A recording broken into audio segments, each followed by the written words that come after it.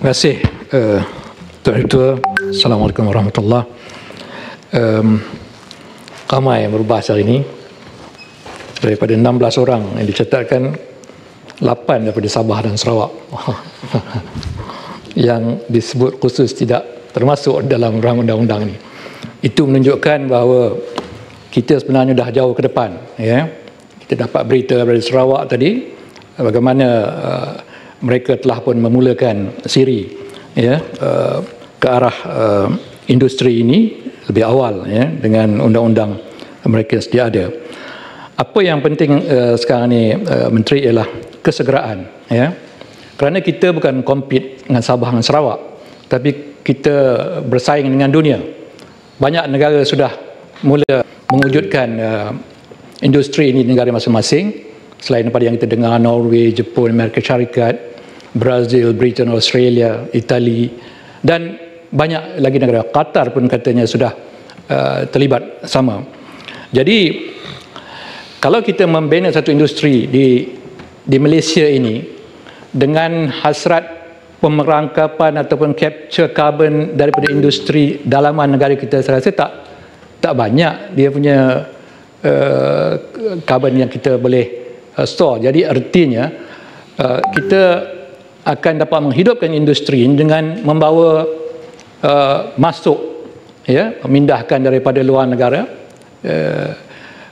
karbon yang telah diperangkap perangkap katanya correct ya, daripada luar negara untuk disimpan, ditanam di dalam kawasan Malaysia. Tetapi kalau kita terlambat dan negara lain sudah mendahului, jadi saya khawatir ianya akan menjadi satu persaingan yang tidak memberikan banyak keuntungan kepada Malaysia. Jadi tarikh yang disebutkan tadi itu, di mana kita menyatakan hasrat menjelang 1 Mei ke 31 Mei tadi ya, itu patut kita laksanakan dengan segera, sebab itu kelulusan pada hari ini sangatlah penting. Dan dari segi isu-isu teknikal, dari segi keselamatannya, saya rasa ianya sudah disebut panjang dan lebar.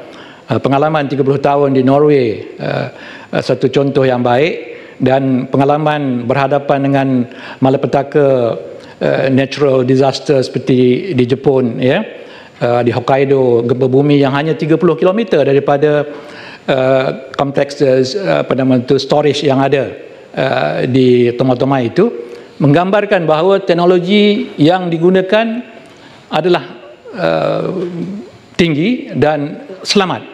Jadi kita bukanlah kata tidak langsung menjangka akan berlaku malapetaka, tetapi setakat kemampuan teknologi manusia pada hari ini, ianya boleh melahirkan satu industri yang selamat ya. Kerana saya sebut ini di luar sana Menteri lobby untuk menolak ini, antara isu yang diperkatakan ialah isu keselamatan.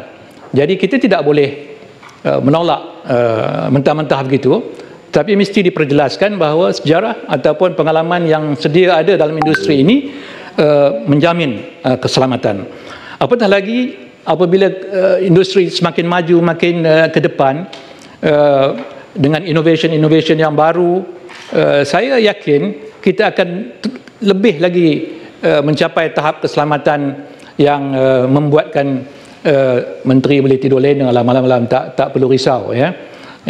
Jadi ini memerlukan kesegeraan. Di samping itu kos ya. Memang kos awalannya ya untuk memulakan industri ini cukup tinggi ya, dan dikhawatiri tadi tidak ada pemain industri atau pelabur yang mungkin sanggup ke depan dan memerlukan suntikan daripada kerajaan ya, insentif cukai dan sebagainya. Tetapi saya juga berkeyakinan as time goes on dengan izin, daya inovasi kita ya, dan pengalaman kita, dan yang lebih penting the economy of scale, apabila kita dapat mewujudkan dengan secara besar-besaran, maka kosnya juga akan dapat kita tangani. Dan ini sangat bergantung kepada kesegeraan yang saya sebutkan di awal tadi ya. You delay ni at your own peril lah ya. Lambat nanti kita nak masuk terhege-hege, orang dah establish, maka untuk kita melayan industri tempatan kita yang menghasilkan karbon ini banyak, tetapi tentulah tidak dapat menjadi suatu industri yang boleh membawa pulangan yang besar kepada pelabur-pelaburnya. Jadi saya mengharapkan kita ambil serius dan kerjasama yang baik dalam negara kita dahulu antara Semenanjung, Sabah dan Sarawak seperti yang diharapkan tadi, ya, harus diambil kira.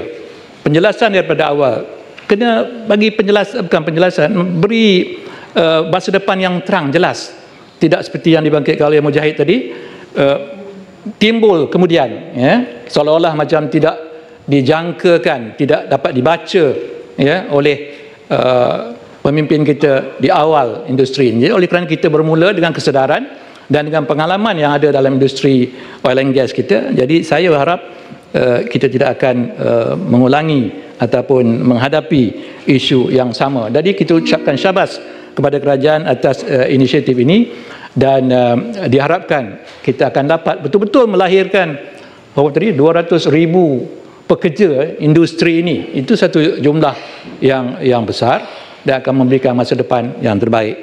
Sekian, saya mohon menyokong. Terima kasih Yang Berhormat.